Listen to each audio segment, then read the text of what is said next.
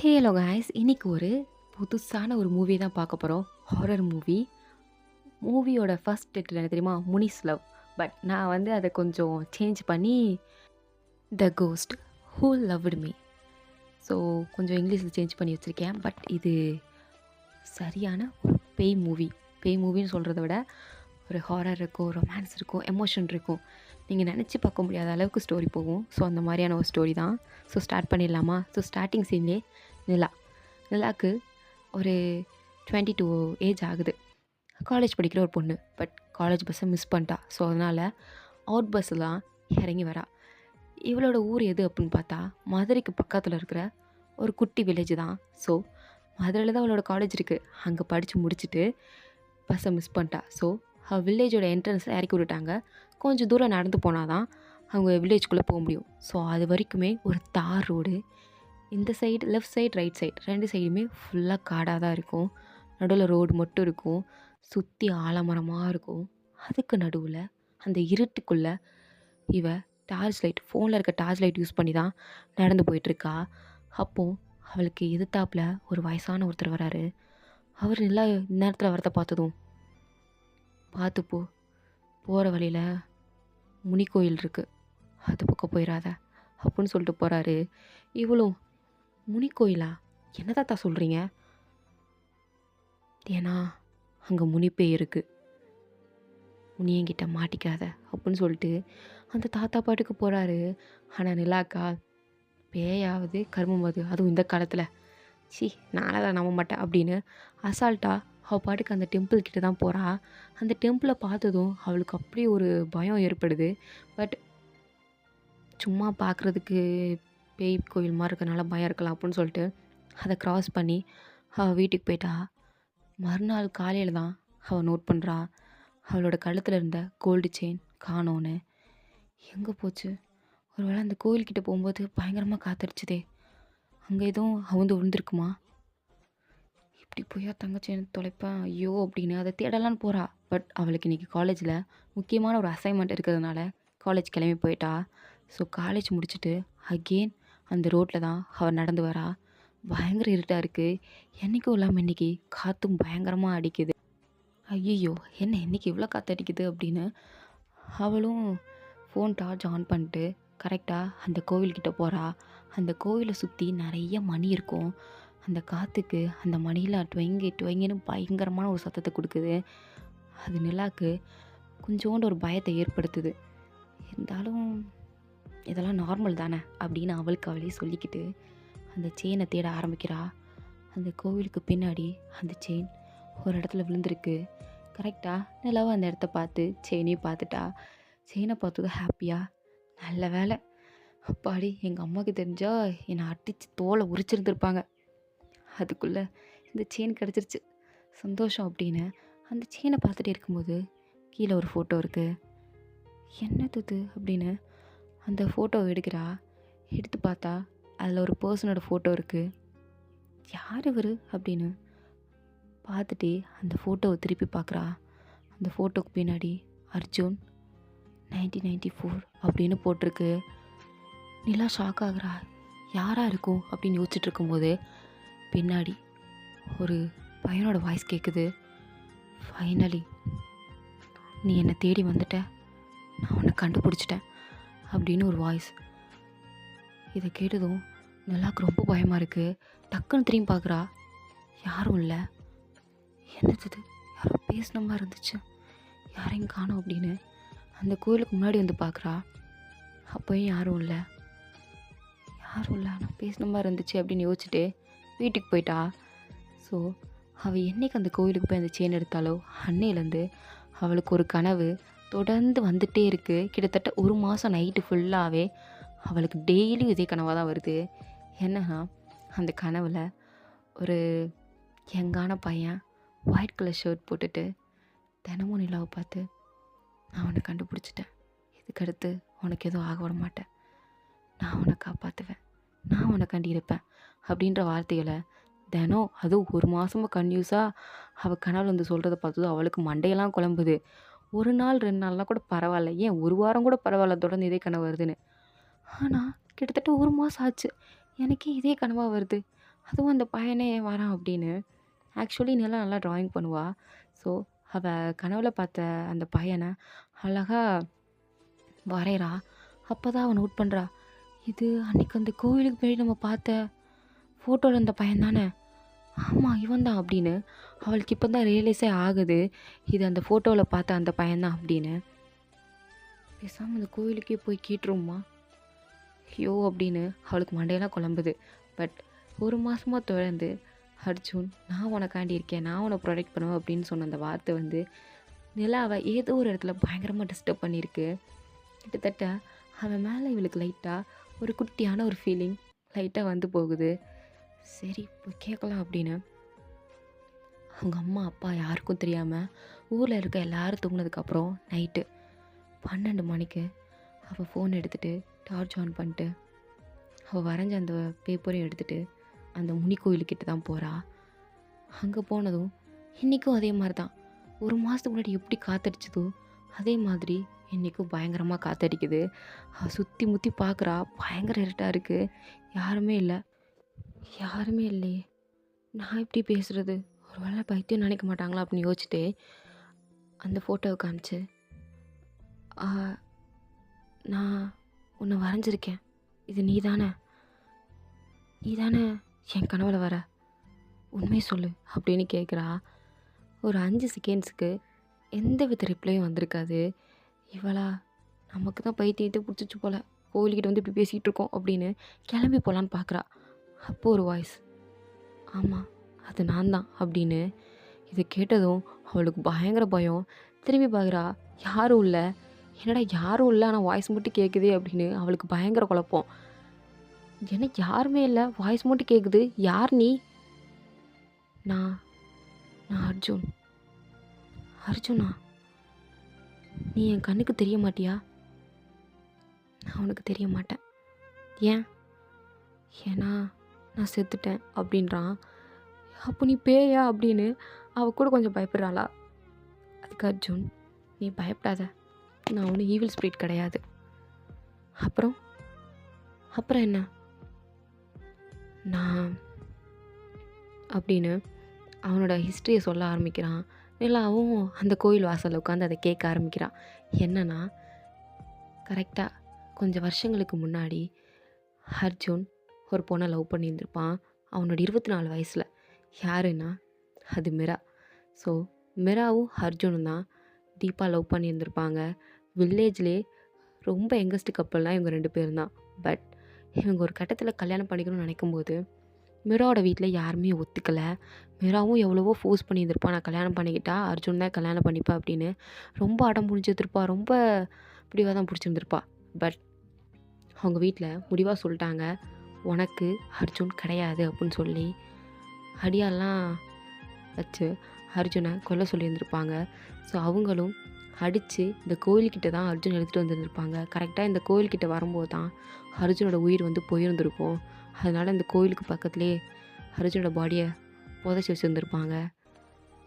ஆனால் அர்ஜுன் செத்துட்டான்னு கேள்விப்பட்ட மிராவும் வீட்டில் தூக்கு மாட்டி செத்து போயிருந்திருப்பா. ஸோ 2 பேரும் ஒரே நாளில் தான் செத்து போயிருந்திருப்பாங்க. இதை அர்ஜுன் அப்படியே சொல்லி முடிக்கிறான். நிலாவுக்கு அவ்வளோ எமோஷ்னலாக இருக்குது. பயங்கரமாக அழுக வருது. அப்போ தான் ஒரு ஃபோட்டோ அவகிட்ட அப்படியே பறந்து வருது. இது என்ன ஃபோட்டோ அப்படின்னு எடுத்து பார்க்குறா. அந்த ஃபோட்டோவுக்கு பின்னாடி அர்ஜுன் மிரா அப்படின்னு போட்டு ஹார்ட்டில் தான் விட்டுருக்கு. இதை பார்த்ததும் சிரிக்கிறா. சிரிச்சுட்டே அந்த ஃபோட்டோவை திருப்பி பார்த்தா அதில் இருக்கிறது நிலா தான். நிலாவும் அர்ஜுனும் இருக்க மாதிரி தான் இருக்குது. இதை பார்த்ததும் நிலாவுக்கு அவ்வளோ பெரிய ஷாக்கு. என்னது இது? இதில் என்னோடய ஃபோட்டோ இருக்குது. இது எப்படி சாத்தியம்? அர்ஜுன் இது எப்படி அப்படின்னு அர்ஜுன் கிட்ட கேட்குறா. அதுக்கு அர்ஜுனும், ஏன் மிரா பல வருஷத்துக்கு முன்னாடி செத்து போயிட்டா. ஆனால் நீ அவளோட மறுஜென்மம். நீ பார்க்குறதுக்கு என்னோட மிரா மாதிரியே இருந்த. அதனால தான் நீ போகிறப்போ நான் பயங்கரமாக இங்கே காற்றடிச்சது, மணி அடிச்சது, நீ இங்கே திருப்பி பார்க்கணும் அப்படின்னு. நான் ஒரு ஷேடோ மாதிரி உன் கண்ணுக்கு தெரிகிறேன்ல நீ போகும்போதெல்லாம். ஏன்னா நான் உன்னையே பார்ப்பேன். ஏன்னா நீ மீராவோட மறுஜென்மம் அப்படின்னு சொன்னதும் நிலாவுக்கு அப்படியே லைட்டாக ஃப்ளாஷ் ஆகுது. இந்த மாதிரி அவங்க பல வருஷத்துக்கு முன்னாடி லவ் பண்ணதெல்லாம் அப்படியே லைட்டாக அவள் கண் முன்னாடி வந்து போகிற மாதிரி இருக்குது. அப்படியே கண்ணெல்லாம் கலங்குது. அப்போ நீ எனக்காண்டி காத்திருந்தியா? இத்தனை வருஷமாவா? ஆமாம், இத்தனை வருஷம் உனக்காண்டி தான். நீ எப்போ வருவ அப்படிங்கிறதுக்காண்டி இந்த கோவில்கிட்டே நான் காத்திருந்தேன் அப்படின்னு சொல்கிறான். நிலாக்கும் இதை கேட்டதோ அவளை அறியாமலே அர்ஜுன் மேலே ஒரு லவ் ஸ்டார்ட் ஆகிடுச்சு. ஸோ 2 பேரும் லவ் பண்ண ஆரம்பிக்கிறாங்க. மிரா எப்போ பார்த்தாலும் இந்த கோயில்கிட்டே தான் சுற்றி வரா. மோஸ்ட்லி இந்த கோயில்கிட்ட இந்த ஊர் மக்கள் யாரும் வரமாட்டாங்க. ஏன்னா என்றைக்கு அர்ஜுனை இங்கே புதைச்சாங்களோ அன்னிலேருந்து இந்த கோயில்கிட்ட அமானுஷ்யமாக சில விஷயங்கள் வந்து நடக்க ஆரம்பிச்சிருந்துருக்கும். யாராவது கோயிலுக்கு பூஜை பண்ண வந்தால் பூஜை பொருள் கீழே சிந்துறது, விளக்கேற்றினா விளக்கா அமர்றது அப்படின்னு நிறைய அபசகுணம் நடந்திருக்கும். அதுலேருந்து இந்த கோயிலை பேய் கோயில் தான் சொல்லுவாங்க. இந்த கோயிலில் முனிப்பேய் தான் இருக்குது அப்படின்னு எல்லோரும் சொல்லியிருந்திருப்பாங்க. பட் அது அர்ஜுன் தான் எல்லோரும் அப்படி சொல்லியிருந்திருப்பாங்க. ஸோ அதனால் இந்த கோயில்கிட்ட மோஸ்ட்லி சின்ன பிள்ளைங்க கூட வரமாட்டாங்க. ஆனால் நிலா மட்டும் இந்த கோவில்கிட்டே சுற்றி வர்றது அந்த ஊர் தலைவருக்கு தப்பாக தெரியுது. பட் நிலா அதெல்லாம் கண்டுக்கல. நிலாவும் அர்ஜுனும் அவங்களோட லைஃப்பை ஹாப்பியாக வாழ ஆரம்பிக்கிறாங்க. அவன் என்ன தான் கண்ணுக்கு தெரியாமல் இருந்தாலும் தினமும் நிலா அவன்கிட்ட வந்து பேசுகிறது, அவனை இப்படிலாம் கனவுல பார்க்குறா அப்படின்னு வரைஞ்சி கொடுக்குறது, அண்ட் இவங்களுக்கு குழந்தைங்க பிறந்தா எப்படி இருக்கும், இவங்களுக்கு கல்யாணம்னா எப்படி இருக்கும் அப்படிங்கிறத வரைஞ்சி அந்த கோயில்கிட்ட வச்சிருப்பா. அர்ஜுனும் ஒரு ஈவில் ஸ்பிரிட் தானே. ஸோ இதெல்லாம் பார்த்து அவனும் ஹாப்பியாகி இதெல்லாம் நல்லா இருக்குது, நீ நல்லா வரைகிறன்னுலாம் சொல்லியிருந்திருப்பான். ஸோ 2 பேருமே அப்படியே அவங்களோட லவ்வை கண்டினியூ பண்ணிக்கிட்டே இருந்திருப்பாங்க.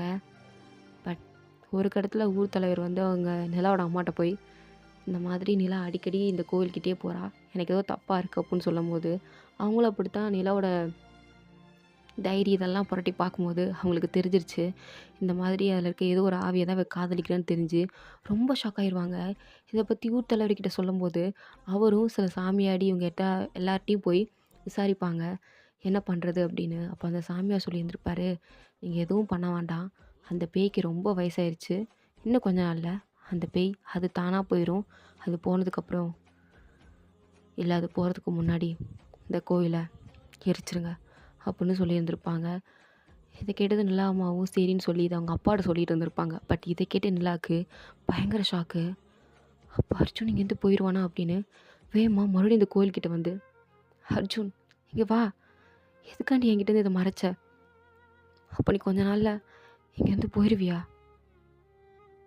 நான் உங்ககிட்ட மறைக்கணும்னு நினைக்கலங்களா, ஆனால் இருக்கிற கொஞ்ச நாளாவது அவன் கூட சந்தோஷமாக இருக்கணும்னு நினச்சேன், உனக்காண்டி மட்டும் இருக்கணும்னு நினச்சேன், அதனால தான் இது எல்லாத்தையும் மறைச்சேன் அப்படின்னு சொல்லுவான். இதை கேட்டது நல்லா பயங்கரமாக அழுவா, நீ என்னை விட்டு போகக்கூடாது அப்படின்னு பயங்கரமாக அழுகிறாளா. ஃபார் த ஃபர்ஸ்ட் டைம் அவளுக்கு எத்தனை நாளாக ஷேடோவாக தான் அவனோட உருவம் தெரிஞ்சிருந்திருக்கும். சில சமயம் காத்தா யாருமே இல்லாத மாதிரி தான் தெரிஞ்சிருக்கும், இவ்வளோ தனியாக பேசிகிட்டு இருந்திருப்பா. பட் இப்போ அவனோட ரியல் ஃபேஸ் தெரிய ஆரம்பிக்குது, அவனோட உருவம் கொஞ்சம் கொஞ்சமாக வருது. இதை பார்த்ததும் நிலாவுக்கு அவ்வளோ ஹாப்பியாக இருக்குது. அவனை போய் ஹக் பண்ணுறா, அவனும் ஹக் பண்ணுறான், 2 பேரும் அழுகிறாங்க. என்னை விட்டு போயிடாத அர்ஜுன் அப்படின்னு நிலா பயங்கரமாக கெஞ்சுறா.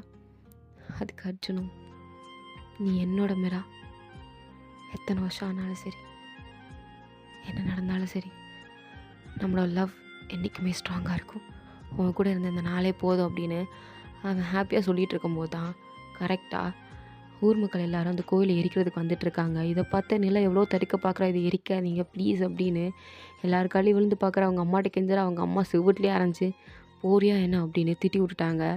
ஸோ மிரா அழுதுகிட்டே அந்த கோயிலை பார்த்துட்ருக்கா. அவளை 4-5 பேரோட பிடிச்சி வச்சுருக்காங்க. பட் இட்ஸ் டூ லேட், எல்லாம் மண்ணெண்ணெயை ஊற்றி அந்த கோயிலை எரிச்சிட்டாங்க. அர்ஜுனும் அந்த கோயிலுக்குள்ளேயே இருந்து எரிஞ்சிட்ருக்கான். அப்படி அர்ஜுன் எரியறத நிலாவால் பார்க்கவே முடியல, தாங்கிக்கவும் முடியல. அப்படியே கண்ணை மூடிட்டு பயங்கரமாக அழுகிறா. அவள் இது வரைக்கும் லவ் அப்படிங்கிறத அர்ஜுன்கிட்ட ரொம்ப நல்லா ஃபீல் பண்ணியிருந்திருப்பா. ஜஸ்ட் லவ் ஒன்லி, அதை தவிர்த்து வேறு எதையும் எதிர்பார்க்கல, லவ் மட்டும் ஃபீல் பண்ணியிருந்திருப்பா. ஸோ அதை நினச்சி பயங்கரமாக அழுகிறா. ஸோ கொஞ்ச நாளாக அந்த கோயில் எரிஞ்சு போச்சு. அர்ஜுனும் அவள் கண்ணுக்கு தெரியறதில்ல. ஆனாலுமே அவளுக்கு ஒரு சின்ன நம்பிக்கை, எங்கே அர்ஜுன் திரும்பி நம்ம கண்ணுக்கு தெரிஞ்சிட மாட்டானோ, நம்மகிட்ட பேசிட மாட்டானோ அப்படின்னு அந்த எரிஞ்சு போன கோவில்கிட்ட அடிக்கடி வந்து நிற்பா. அர்ஜுன்கிட்ட பேசணுன்னு ரொம்ப ட்ரை பண்ணுவா. பட் அர்ஜுன் அவ கண்ணுக்கு தெரிஞ்சிருக்க மாட்டான். இப்படியே வருஷங்கள் ஓடி இருந்திருக்கும். ஒரு 2 வருஷம் கழித்து காட்டுறாங்க. இப்போ நிலா வந்து ஒரு ஸ்கூலில் டீச்சராக ஒர்க் பண்ணிகிட்ருக்கா. இப்போது அர்ஜுன் என்ன தான் அவன் மனசில் ஓரத்தில் இருந்தாலும் அதெல்லாத்தையும் ஓவர் கம் பண்ணி அவள் லைஃப்பில் அவள் வாழ பழகிட்டா. ஸோ ஸ்டூடெண்ட்ஸ் நம்ம இன்றைக்கி ஒரு சின்ன ட்ரிப் போகிறோம், அதுவும் ஒரு கோயிலுக்கு தான் போகிறோம் அப்படின்னு சொல்லிட்டு, அதுவும் முனி கோயிலுக்கு தான் போகிறோம் அப்படின்னு எல்லா ஸ்டூடெண்ட்ஸையும் கோயில்கிட்ட கூப்பிட்டு வந்திருப்பா. பட் நிலா கோயிலுக்குள்ளே என்ட்ரானதும் அவள் காதுகிட்ட ஒரு வாய்ஸ், ஃபைனலி நான் உன்னை திரும்ப கண்டுபிடிச்சிட்டேன், இதுக்கடுத்து உன்னை நான் பத்திரமா பார்த்துப்பேன், உன்னை நான் சேஃபாக ப்ரொடெக்ட் பண்ணுவேன் அப்படின்ற ஒரு வாய்ஸ் கேட்குது. இதை கேட்டதும் நிலாக்கு அவ்வளோ ஹாப்பியாக இருக்குது. அர்ஜுன் அப்படின்னு திரும்பி பார்க்குறா. ஆனால் அங்கே யாரும் இல்லை. பட் அவள் புரிஞ்சுக்கிறா இது அர்ஜுன் தான். பட் அவன் இங்கே இல்லை, எனக்கு புரியுது அப்படின்னு சொல்லிட்டு சிரிக்கிறா. அப்போது மேலே மரத்துலேருந்து ஒரு பூ வந்து நிலா மேலே விழுகுது. நிலாவும் அந்த பூவை எடுத்து வச்சுட்டு, எனக்கு தெரியும் அர்ஜுன், இது நீ பண்ணுற வேலை தானே, என்னால் புரிஞ்சுக்க முடியுது, நம்ம காதல் என்றைக்குமே அழியாது அப்படின்னு சொல்லிட்டு அப்படியே வானத்தை பார்க்குறா.